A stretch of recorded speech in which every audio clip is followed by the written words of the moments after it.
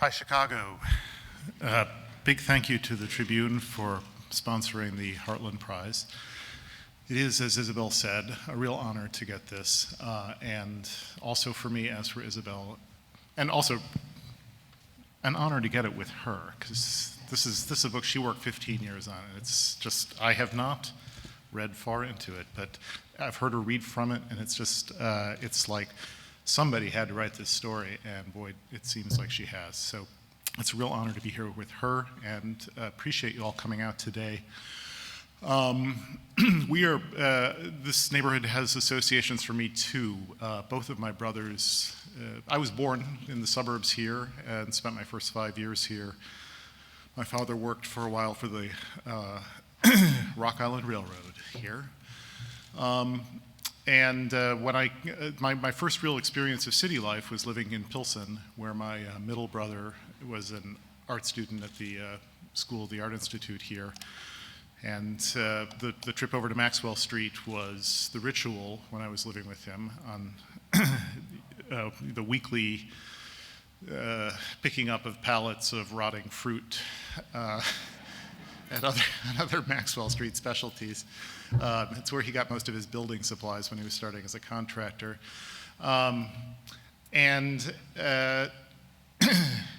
Yeah, so I'm not going to talk about, it's hard to talk about fiction. It seems so frivolous, you know. I'm merely trying to give you a good time. However you care to define that good time. So I thought I was asked to say something about the Heartland, which I would call the Midwest. And the problem I run up against when I'm trying to talk about the Midwest is, does it exist? Obviously it exists as a geographical region, although the boundaries themselves are in dispute. Is Ohio part of the Midwest? Here, the answer clearly no. The Midwest begins in Indiana, maybe. Illinois is the first absolutely, certainly Midwestern state as you head west, and so forth. And where does it end in the South? And where does it end in the West? It definitely ends in the north of the Canadian border. But when I, you know, people are always saying, what does, especially Europeans, they say, what does it mean to be Midwestern? Because American writers are always using it as this adjective that seems to have some significance. Like, all you have to do is say Midwestern, and you've called up a whole set of associations. But the problem is, when I try to think of a set of attributes that I would call Midwestern, I realize that other regions have these attributes too. And I begin to think that the Midwest is an idea we have.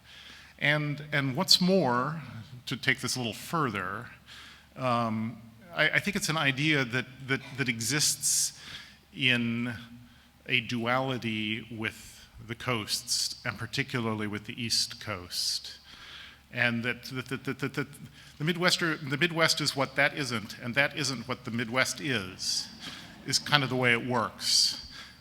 So to try to explicate this a little bit, I thought maybe somewhat perversely, I would read a few pages from my contribution to a book that if you don't know about, I really, really highly recommend. This is called State by State. It came out a couple of years ago. It was inspired by the WPA guides when the federal government actually paid a bunch of really good and also a bunch of really bad literary writers during the Depression to produce writing on their respective states and localities. This collects 50 terrific contemporary writers on all 50 states, and then as a nod to DC's partial statehood, concludes with an interview with Edward Jones. So I am kind of somewhat perversely read from my New York chapter. There is a Missouri chapter in here. I didn't write it. I was asked to, and I said I last lived there in 1977. And indeed, I went away to the East in '77, and I have never lived in the Midwest since, except for some months here in Chicago in various houses of my middle brother. But maybe you'll see what I mean when I read this, because you are to imagine that you are getting New York through Midwestern eyes, whatever Midwestern eyes might be.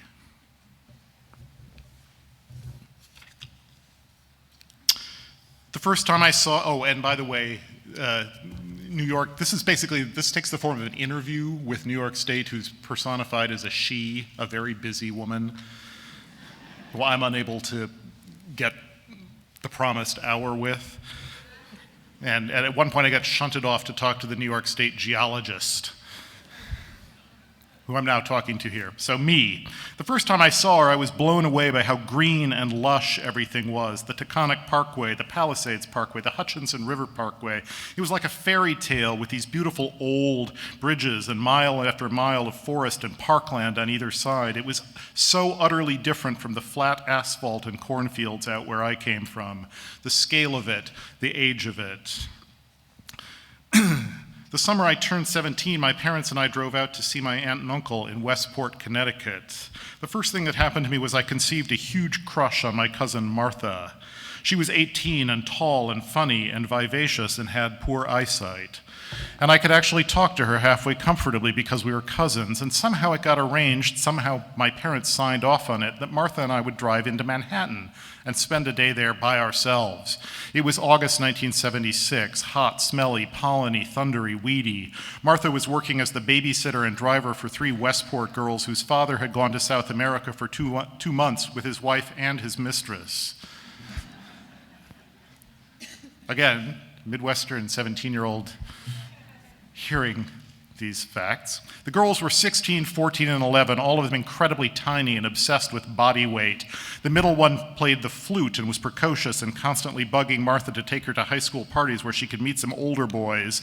The vehicle Martha chauffeured them in was an enormous black town car. By August, she'd already smashed one town car and had had to call her employer's office to arrange for another. We sailed down the Merritt Parkway in the left lane at high speed with all the windows open and furnace-hot air blowing through, and the 3 princesses splayed out across the back seat, the older 2 of them cute enough and close enough to me in age that I could barely say a word to them, not that they showed the slightest interest in me anyway.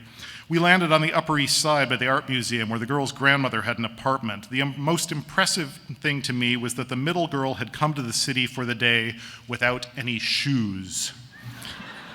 I remember her walking up the hot Fifth Avenue sidewalk barefoot in her sleeveless top and tiny shorts and carrying her flute.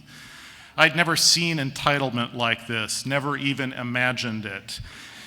It was simultaneously beyond my ken and totally intoxicating. My parents were Midwestern and went through life apologizing and feeling the opposite of entitled. You know, and the hazy blue-gray sky with big white clouds drifting over Central Park and the buildings of stone and the doormen and Fifth Avenue like a solid column of yellow cabs receding uptown into this bromine brown pall of smog, the vast urbanity of it all. And to be there with Martha, my exciting New York cousin, and to spend an afternoon wandering the streets with her and then have dinner like 2 adults and go to a free concert in the park. The self I felt myself to be that day was a self I recognized only because I had longed for it for so long.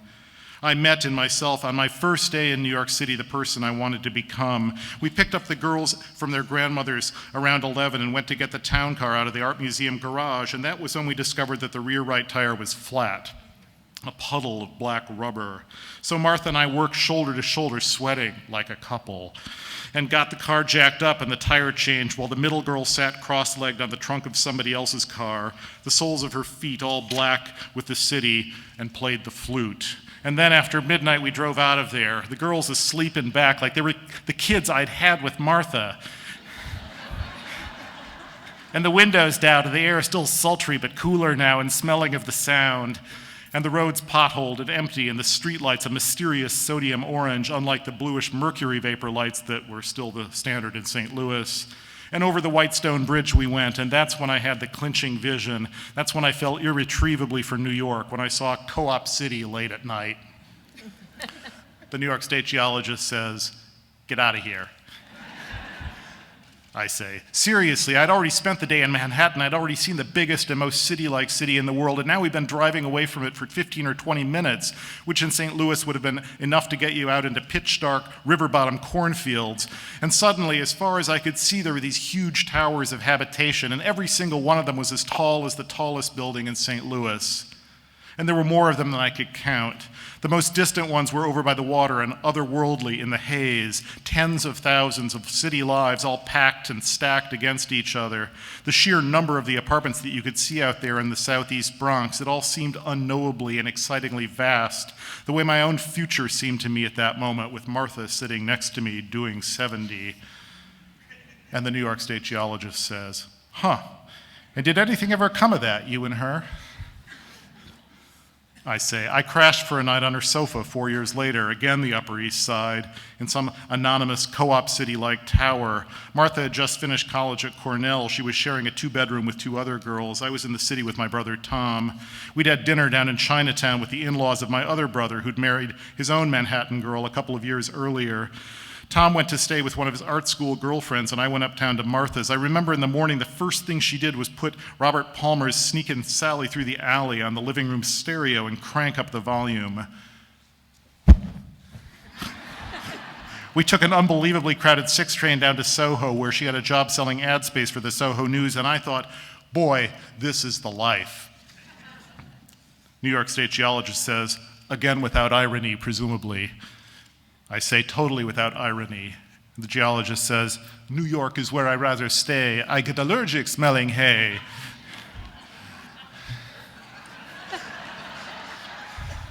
And I say, what can I tell you?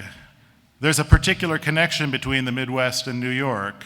Not just that New York created the market for the goods that made the Midwest what it is, and not just that the Midwest, in supplying those goods, made New York what it is. New York's like the beady eye of yang at the center of the Midwest's unentitled, self-effacing plains of yin. And the Midwest is like the dewy, romantic, hopeful eye of yin at the center of New York's brutal, grasping yang. A certain kind of Midwesterner comes east to be completed, just as a certain kind of New York native goes to the Midwest to be renewed. And that's the story I'm telling in Freedom. It's about a New York girl who goes to the Midwest to be renewed with unforeseen consequences. Thank you very much for the prize and for coming today.